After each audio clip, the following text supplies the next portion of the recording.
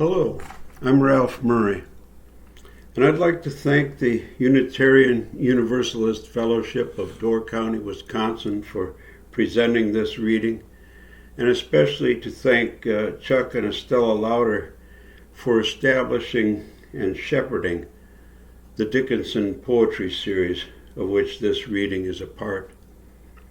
I'm going to title this Going, Going, Gone, not to be maudlin or even sentimental, but simply to bear witness to the changes that have happened and are happening in my lifetime.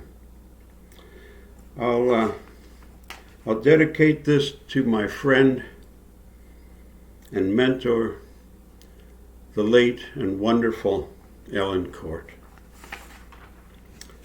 Tell me of your river, Ellen asked when I saw her last. And I said mine brought things and took things away. I'm so glad you know a river, she smiled. But the rivers are always flowing differently, aren't they? There was a time when it was sha-na-na-na, sha-na-na-na-na. It was get a job, get a job. It was all parade, it seemed. It was MacArthur and Ike, like it should be, they said. Heroes and hot dogs, not some charade. It was all bronze statues and pigeons in the park. And in the dark, it was all lovers. It was get a room, get a room. It was all baby boom. It was build the bomb, it was ban the bomb, it was seeing red, seeing reds. It was insomnia with commies under every bed, chicken noodle in every pot. It was Yankee Doodle giving all he's got. It was get ahead, get ahead. It was not without rewards, shining bicycles, shining cars, glittering futures, icicles on every roof, tinsel on every tree, a fortune on the hoof, rattling swords. It was pay the tuition or pass the ammunition. It was get a degree, get a degree, get 2 or 3. It was the unsettling settling of every mortgaged acre. It was meddling Abel Baker Charlie and what a good boy am I. It was a bigger piece of the pie, my country 'tis of thee. It was 3 martini mud in your eye. It was get a buzz, 'cause it was all Friday night till the cows come home from all that lying down in green pastures. It was flying down to Rio, damn the torpedoes, damn the rivers, they flow differently now. Sha-na-na-na. It was your barefoot place in the kitchen, not mine. It was a stitch in time, a wrinkle in time, another time. It was lime jello at the church supper. It was a cup of joe, a cup of joe. It was sha-na-na until you drop. It was go until you stop. It was go until you stop. My river is not long nor swift nor all that deep, but it flows true from dream to dream, and it's all it has to be, and it does all a river needs to do. I came up on the farm back in the 50s, and we all worked very hard, but no one, I think, worked so hard as farm women. That may still be true.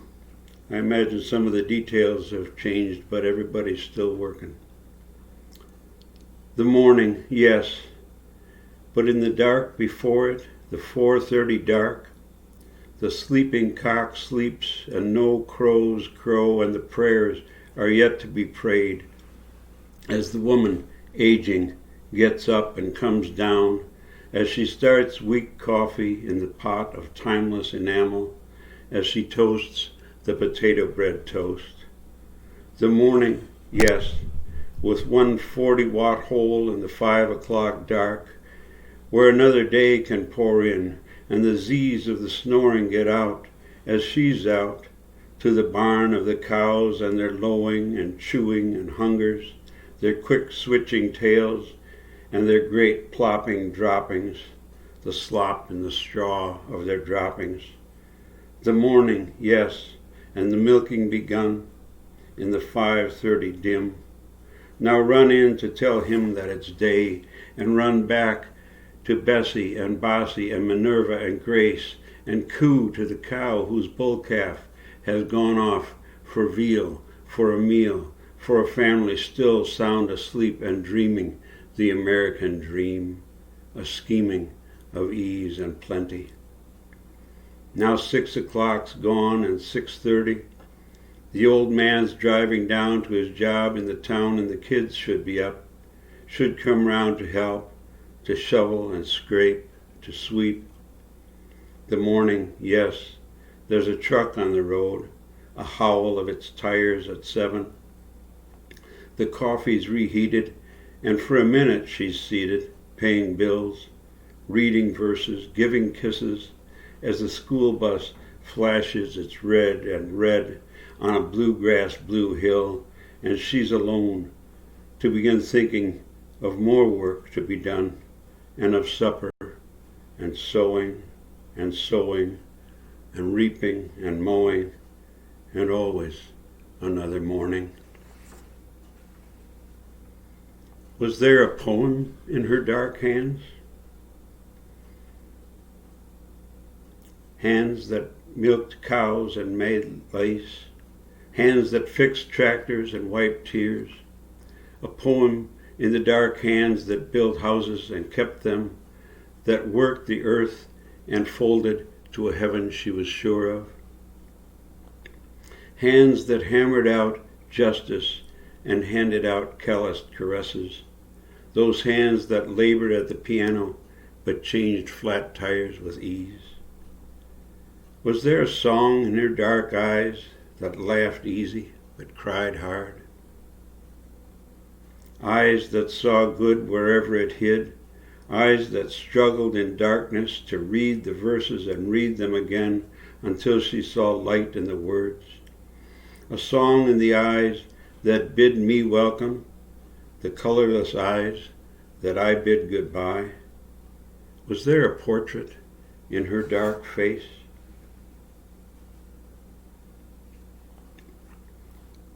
In Fillmore, back at St. Martin's Church, ours was not a God of subtleties. Our God, whose name was Gott in Himmel, demanded memorization of long passages of the Heidelberg Catechism. He demanded a congregation in woolen suits over woolen underwear, an aroma of chores just accomplished in barns full of Holsteins. He demanded music from an organ earnestly but poorly played by the arthritic fingers of a very old woman. Hymns no one knew. Endless sermons from a very old man. Our God did not care much for joyful noises, and though he'd share tiny cubes of bread and sips of wine, he seemed to prefer potato pancakes, pork sausages and applesauce, real cream in his coffee. In his heaven, we knew there was lager beer.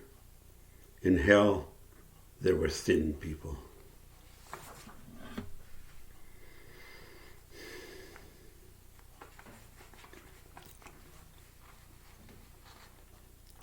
Wasn't there a time when it all seemed okay?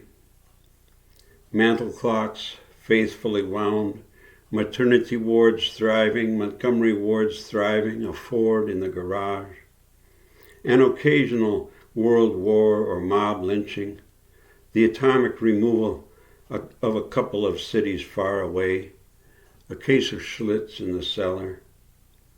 Wasn't there this background music, a bearded man conducting 1,000 strings, and Dinah Shore and a summer of cicadas in a Hollywood bowl of cherries? Wasn't it just swell? And didn't you get that orange box of Wheaties with Eddie Matthews when your dad got the job at the gas station after striking for a couple of years at Kohler? Didn't you shine your little shoes and put on your little suit and snap your little bow tie on the white collar and look up the skirt of the angel costume on the stepladder? And how hard was it to swipe a pack of Luckies? Wasn't there a time when feeling up the Schmidt girl in her pointy little bra was pretty good? And wasn't it great to go to art school and draw nude models and swipe packs of Gauloises at the Knickerbocker? And wasn't it great when your brother let you come along to a park and build a fort with his buddies, and then that old guy drove up and was real nice and wanted to see touch your, oh, that's right, you can't remember that, can you?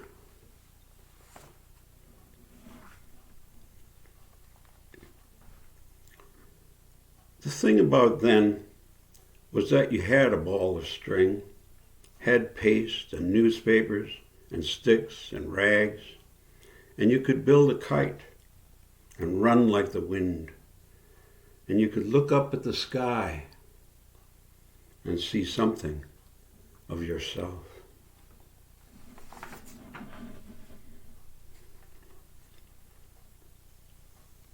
What year was it, that 6th of August, a young man marching in Milwaukee in memory of what he could not remember, the infamy of his infancy?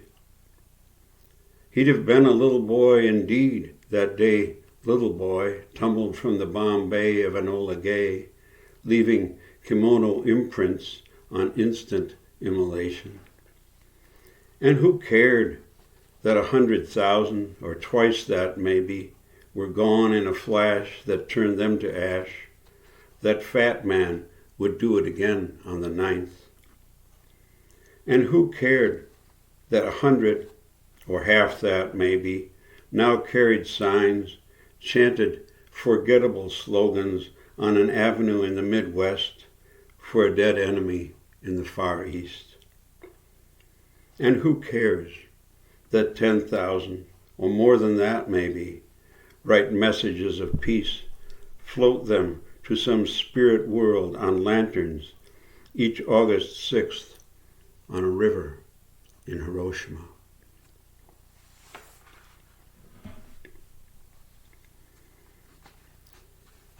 Of course, you begin rambling around a little bit. You need some kind of vehicle. But let's not think of the car with no brakes at all, or the Studebaker, the color of the dawning of a very bad day, followed across Utah by the blue cloud of its oil habit. Let's not think of its demise in the cold of Colorado winter. Let's not think of the crashes in the old red Saab, and not about the silvery Saab's breakdowns in Missouri, or any of those in Wisconsin. Not about pickup trucks in ditches, the 4th of July Dakota incident. Let's not think of the green and white Ford in a California junkyard, parts of its engine missing. A motorcycle lying in the gravel of Ontario. My Rosinante loaded on a truck in the Michigan morning without ceremony. We could also not think of the Illinois tri-state transmission trouble, the fast lane. And by all means, let's try not to think of hitting anything at 75 in the froggy green Saturn, under the hunter's moon of the big western sky. Let's not think of the mustard-colored Datsun, or vehicles built in England. Let's not think of Florida, or Boston. Oh, Jesus, let's not think of driving in Boston.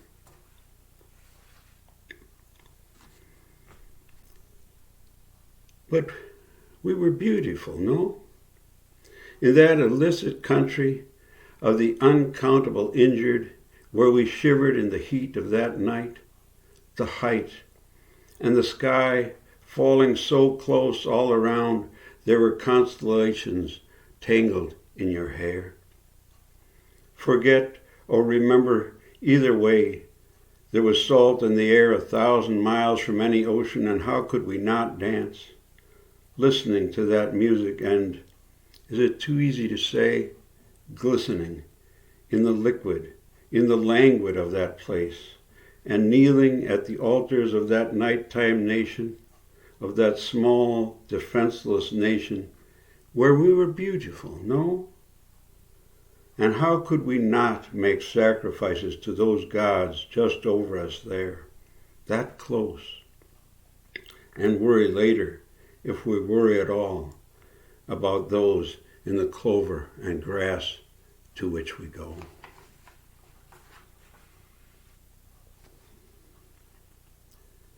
With the same eyes, through the same glass, the same moon full again, but never so full as when you were in its light, never that color we couldn't name illuminating our embrace, and all of me singing all of you.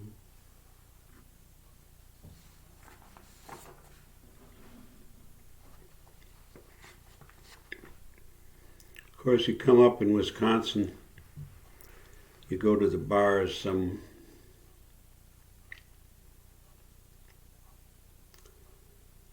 for instance, a night at the rustic resort. The aroma was Prince Albert and pine sol and stale ale, as she served slices of black-skinned radish on little plates of vinegar and salt. And the conversation was of cabbages and caraway and taverns like this one, of checks and cheeses and church. Machinists and millwrights manned the stools, smoked, smelled of sausages and sweat, made small talk in the small hours, and faded away into country night, coughing and laughing and looking back at lives lived out of limelight. 17-inch ball games on a black and white zenith, 17-cent raises after 17-week strikes, little plates of vinegar and salt left on the bar. Like the beaded pine wainscot of his backwoods tavern up north, Clarence has darkened over the years, hearing the lies of fishermen and poets, the truths of hunters fresh from the kill. He's been scarred by bar fights and carelessness, but cleaned up and preserved by Irene, who sees past his rough edges. What'll happen, he worries, when the shot and the beer woodsmen are gone, when the kids want him to replace his old jukebox, want him to replace the music of his life. Like his old paneling, he may be replaced too by some modern miracle, shining and impervious. Until then, he watches and listens, soaking it up, gaining color, and telling his stories under a flickering beer sign, a bear in a canoe going with the flow.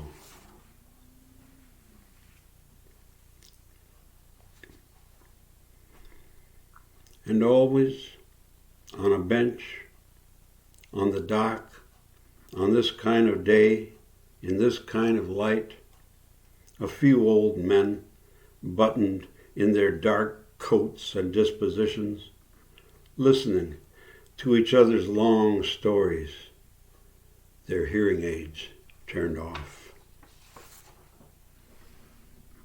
One of them, well, he talks of black cherry nights, scarlet cove stripe on a dull green sloop, Green Bay, Sturgeon Bay, the River Rouge, something about a little red hen, something about an old green coop.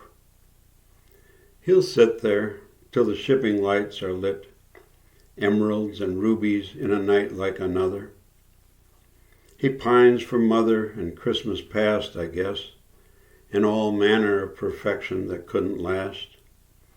faded rosebud on a long-gone sled. He talks of home. He talks of bed. Another one, here's what he said. Out along the road, he said, is where he lived. Sometimes a mess of fish, he said, is what he ate. Fried up in meal, he said. Oh, I like the woods, he said, is how he prayed. Just the one cousin, he said, is who's his kin. Up toward St. Paul, he said. All of them are past, he said, is where's the rest. I don't rightly know, he said, is who'll bury him. In a blue suit, he said. Another old man, always trying seriously to take nothing seriously, since 44, he says. When they start dropping A-bombs and you're a year old, he says, you gotta try seriously to take nothing seriously after that. Korea, what the hell, Vietnam, desert storms, locust swarms, Martin King, everything. Get drunk, get stoned, get laid off. Green deals, black lives, caged children, desperate wives, crooked husbands getting paid off. Artificial knees, artificial hearts, get a grip, he says. The artificially hip have got artificial smarts. Ha! Artificial intelligence, who doesn't have to laugh? The epitaph, here lies the artificial man. A third-degree black belt who never lands a kick. A third-degree mason who never laid a brick. Degrees? Geez, man, there are doctors who never see the sick. Unless you got the money, sonny. Seriously? Isn't Sirius that dog star, Orion's best friend and hunting buddy? Maybe you can trust the stars to tell some truth, or Willie Nelson or Jimmy Carter. Babe Ruth hit him where he said he would. But you gotta try really seriously to not take yourself seriously. Sylvia Plath, Robin Williams, Phil Oakes, damn it, son, the graveyard's full of folks, he says, I swear it, who never got the joke.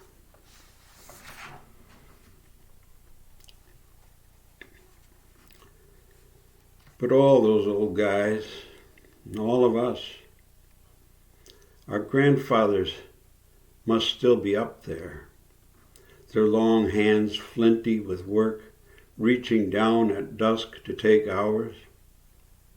Their stories in clouds above us, their smiles reluctant as December sun. Their odd shoes are gone now, their way with horses. Gone the jars of nails, the smell of oil and liniment and wool, the burning leaves. Smoke rising, carrying the idea of branches. Candles gone out, carrying the idea of light. Memories of banty roosters in a little chicken house. A dusty sedan in its green shingled garage. Snow. Their heavy shovels and plaid coats, their yellow gloves as they cleared a path for us. The names of old countries, the names of stars. Me, I have walked through many lives and have left my muddy footprints on the priceless carpets of a few, friends, wives, faceless others. Do I now have any chance, gracelessly, to back my way across those floors, unsay the unkind things I've said, undance somehow my awkward dance? The poorly romanced don't call anymore, don't seem to hear my knock. The silence on the other side is too loud to ignore. The only sound, some damned ticking clock.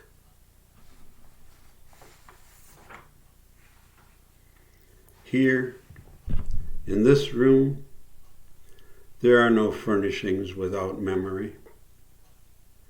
In this room, where vows have been exchanged, where greater and lesser gods have walked away, I pray, beneath glass stained by the beauty of our sins. In this room of earthly desiring, last shaft of daylight angling,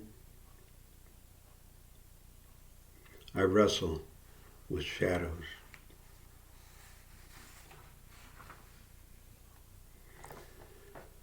And when you were there to turn to, as the seven sisters sat, and I wondered if regret had its own hour. And the gardener turned the soil before setting out flower or fruit, and I loved to look back at yesterday done. The field plowed, the field planted, the field new mown. And somewhere was a bell, its bronze mouth singing, signifying something like a day, or a death, or a consecration, and wave after wave rounded the rocks of the shore, and the battered boats returned to the sea. And milkweeds burst beside diesel truck roadways with red-tailed hawks on high wires.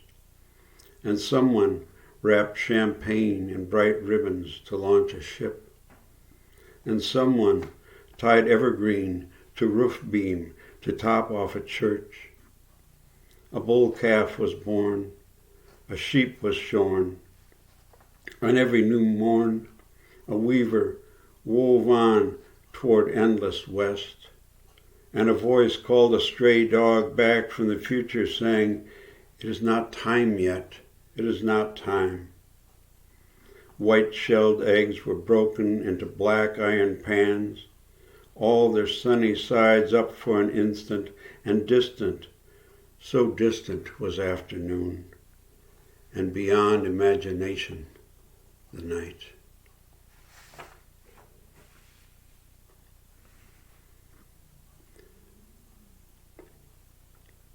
They'll need to know this much, the two strong sons, to know what, beside their own flesh and progeny, I leave. The jack pines I planted, I'll tell them, over a half-century old, those that survived the first summer. It was dry. But they're sold with the ground that holds your grandparents' ash, I'll tell them. There are the boats I built, I'll tell them, the green-painted boats. But those are sold too, I'll tell them, with the sunlight on the bay. And the houses, I say, drawn and built by these hands, and yours, I'll proudly add, sold now, but think of the times we had, the roof beams and hell we raised, and the poems, I'll say, they're like new. Here are the poems.